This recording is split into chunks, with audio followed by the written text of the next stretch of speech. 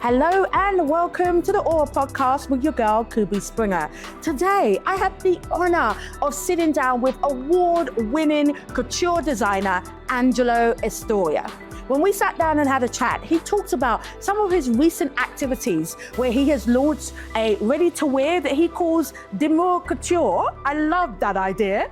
And the fact that he went as a UAE representative to Moscow. Plus, he's got not one, not two, but 3 brand new stores that are happening. We also talked about what was it like when he started in 1985 here in the Middle East. Saves me time to design by a computer-generated AI. The closest that you could get to Paris is Dubai.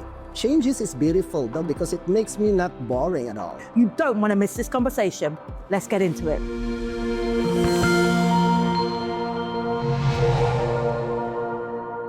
Hello and welcome to Aura Skypool with your girl Kubi Springer. Today I'm sitting down with Angelo Estera. Welcome, baby. Welcome, thank you Kubi for having me here. It's a pleasure. Is this your first time at Aura? Yes, it's my first time. It's so lovely. Oh my God, amazing view. Isn't it just? Yes. And the water's not too cold. People keep asking, is the water cold? But it's nice. Yeah, it's beautiful here. It is beautiful. So Angelo, you have done so much in the fashion industry.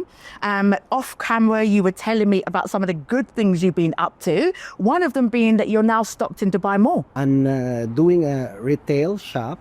It is by a hashtag department stores. It's that on the 3rd level of the new wing above the Address Hotel. Love that. I'm so excited. I'm excited for you, gorgeous. And you've just come back from representing the UAE. Where were you? Yeah, so last October, I was representing as a designer for the BRICS Fashion for the United Arab Emirates in Moscow. In Moscow. Yeah. Was it cold? Very cold. It's the official Moscow Fashion Week. That's phenomenal. Yes. And how did you find that being kind of a UAE representative? It was amazing. It was surreal that, it turned out the event was so beautiful. A lot of spectators was there. And it was a warm welcome with all the collections that I have. And I was given a 10 minutes applause. 10 minutes of 10 minutes. I'm not surprised. Did you do ready to wear or couture? It was all ready to wear. It was ready for the market. It was mixed of jackets, separate pants, good tailoring, and a beautiful light formal wear. That's so gorgeous. I want to go back a little bit for those who don't know your story. I mean, you're doing some phenomenal things now, but let's go back to the beginning. How long have you been in the UAE? On my second time, I set foot here around 2009, but I was here since 1995. I set foot in UAE since 91 when the tallest building was the Trade Center. The tallest building in 1995 was the Trade Center. The Trade Center. That's amazing. And you came here as a young man with a big dream. What was the dream? The dream is to become a designer. Yeah, because as I told you, the closest that you could get to Paris is Dubai, and it's really a reality. Now it become a reality. Because in the Middle East, it is the purveyor of fashion. Yes, it is for the Middle East. When you were back in the Philippines, it was yourself and who that both had the dream to come here? Yeah, it was, of course, me and my best friend, Michael. Yeah. He really did that. You say Michael like everybody know who you're talking about. Michael Cinco, the infamous designer who's dressed, obviously, everybody from Beyonce to Rihanna. Both of you were young men. You were best friends. You had a dream. You came here. What was that like back then? It was very young, and we were youthful and full of ambitions. Of course, comes with it with Colin, of course. Yeah, perseverance. And so we dreamed we wanted to become Dake. Yeah. And then, Dubai made our dream a reality.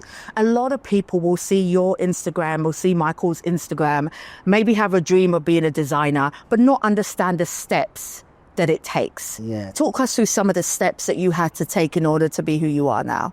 Yeah, it's not only about glamour, just like going to the finale, waving your hand, smiling to the crowd, but it of course not. So it takes courage, it takes perseverance, it takes resiliency. amidst the trials, you have to weather the storm. You have to be triumphant. You wanted to become who you are. The strength has to be there. Talent has to be there. What was one of the biggest storms that you had to overcome? Well, the rejections, of course, that putting up all this gargantuan, your dreams into reality. It's not easy to find the financial backing.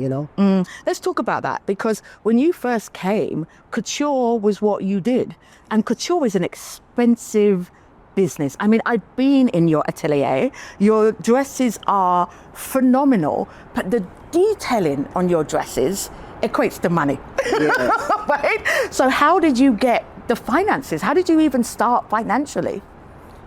So it so happened like there's a lot of angel investors and clients and some personalities that from the moment like I started putting up my own business has been so generous to help me out. And you've had different partners along the way, or the same person stayed with you? No, these are different people who has been true and believing me as I go on. Yeah. And what about those moments when you're creating a new show and you've got a new collection? You know that Fashion Week is coming up in the next 6 months. Take us through that process. What does that look like for you? So it will take you in advance, putting up all this show. From the moment you do a collection, we started to personify and make storytelling about what will be the next collection all about. So, for example, this recent collection, I was enamored with a very mythical flower, and I called it Elysian Blooms. Elysian Blooms. Yeah. Tell me the inspiration. Why that name? So, Elysian Bloom, it's like a mythical flower from a galactic somewhere planetary. So, it's a flower that bloom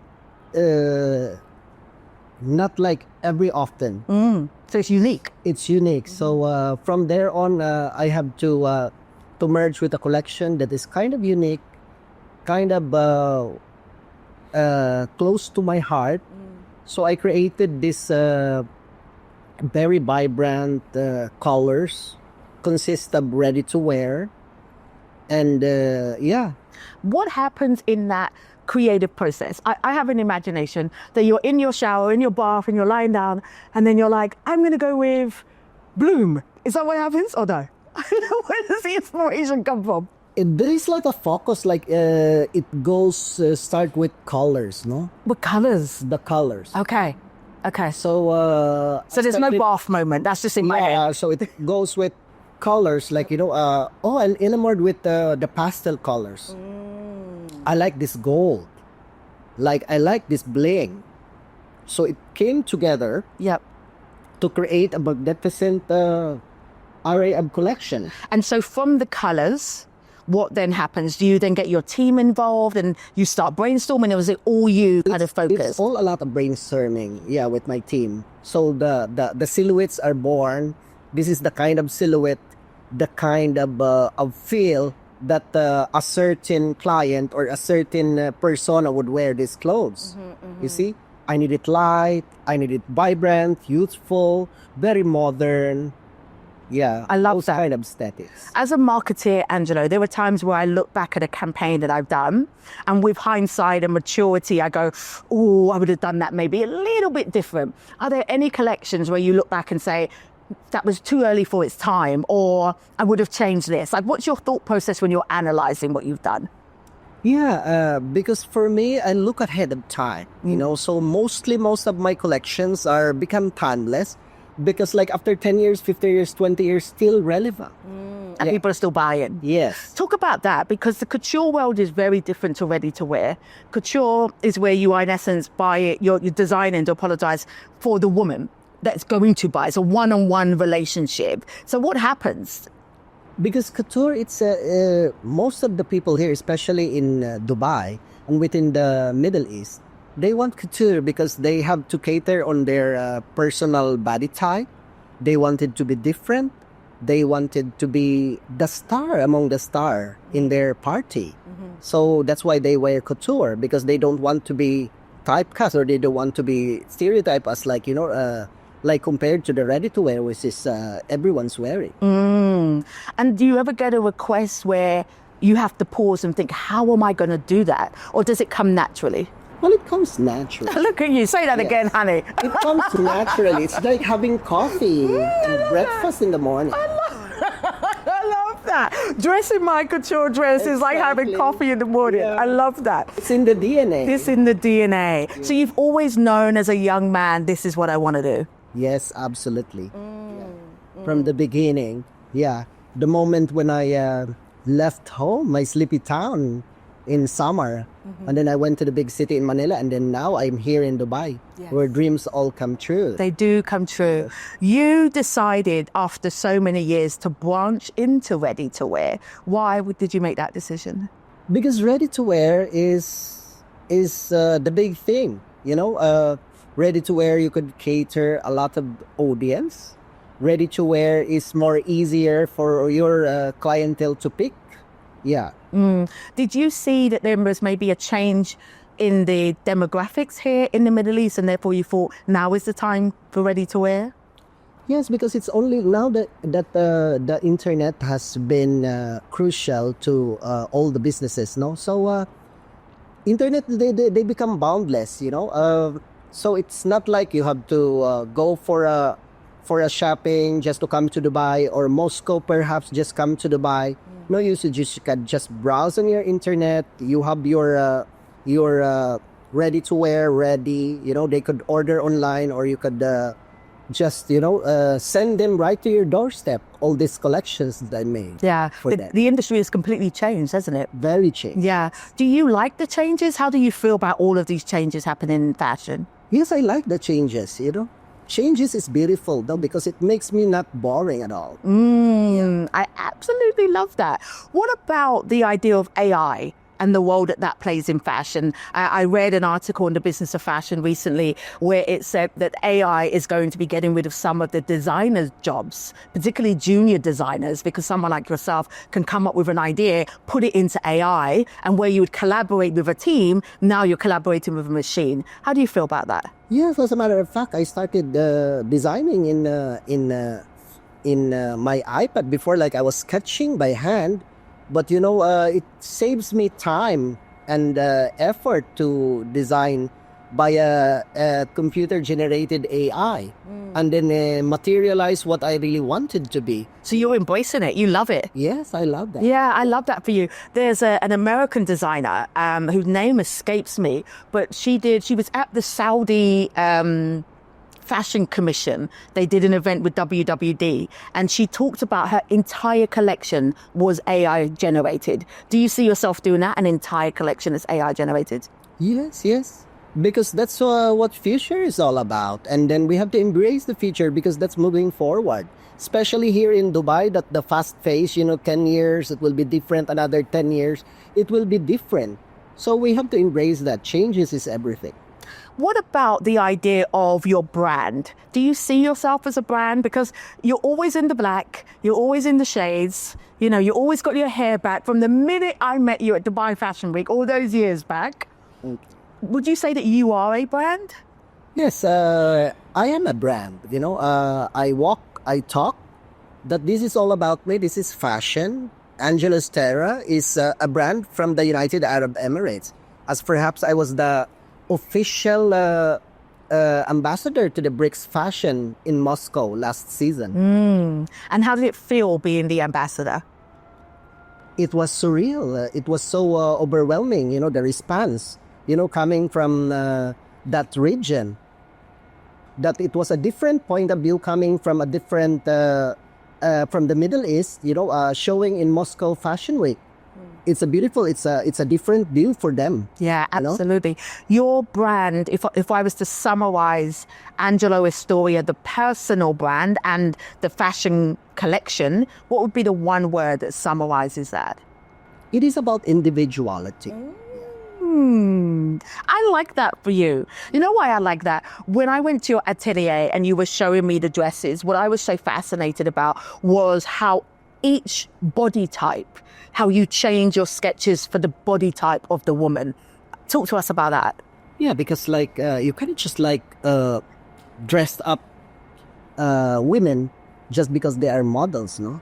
So the customers doesn't just like put on thin dress, size 0, and mesmerize actually and I'm challenged and not and extra overwhelmed also dressing up different sizes of women, no, from their beautiful bodies, because every creation is beautiful and unique. So in that way, I design accordingly to their needs. Yes, and that makes me unique, and that makes me a come-on designers for everything.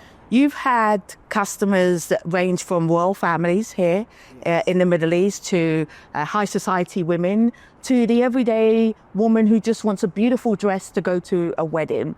When you are approaching your customers, how do you approach their individual needs in terms of insecurities? Because I'm a woman, honey, and I'm a growing woman. Yes. And as you get older, you're like, oh, there's this, and there's that, and there's this, and there's that, right? We always have something that we feel isn't quite right. How do you as a designer just make your customer feel at ease and then make her feel so beautiful? What's that process? So I start with a chat the moment I met her, the client. So we get to know each other, and then that's right. We need to address, and I need her to tell me about whatever insecurities she may feel. She might be like, I don't want to show my arms.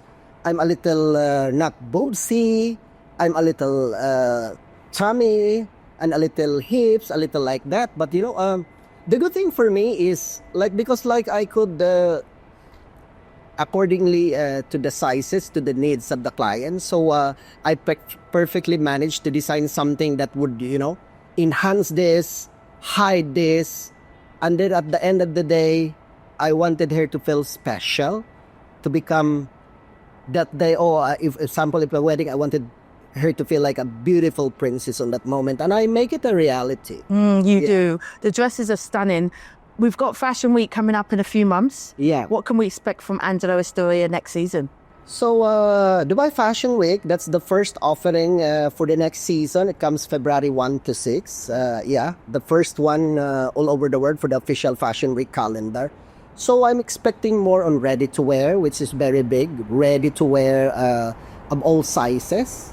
Yeah. I think you should be walking for me. You think I should walk for Yes. you? Really? Yes, I'm inviting you now. You should be walking for me. I take the challenge. You should be walking for me so the clients would see it's all for all sizes. It's for all sizes and all women. Because I'm not really fan of all the models only. I mean... Because the industry's changed in that sense. And definitely in Europe, we're seeing in London, we're seeing in Paris, we're seeing in the US, models of all sizes and all ages as well. There's a big thing about older women on the runway. Tell me, why is that important for you? It is important for me. The last maiden collections I made for the Dubai Fashion Week, it consists of some aged women, not so tall, not so thin, not so lanky, because I don't believe in fashion is just for the thin people. Fashion is just like, for the tall one.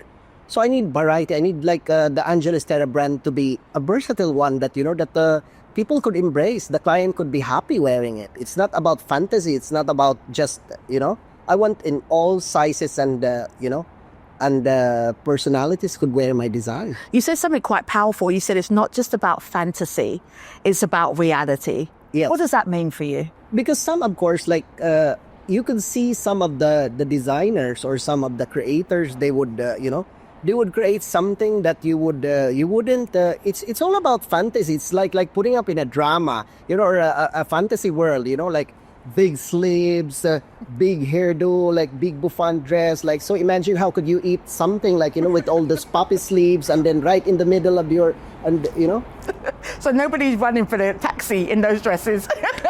Yeah. Very true. So I dressed up for reality. I dressed up for the people who would wanted to wear my designs forever. You have said something quite special. You talked about the importance of the individual, of the woman, and having a beautiful dress that's also steeped in the reality of your experience. Yes. How does that work with mass market ready to wear? It's so unique and such a beautiful perspective, but how do you do that with a jumpsuit that is going to be all sizes, all colors? How do you do that? So the ready to wear again, it's not like really mass produced.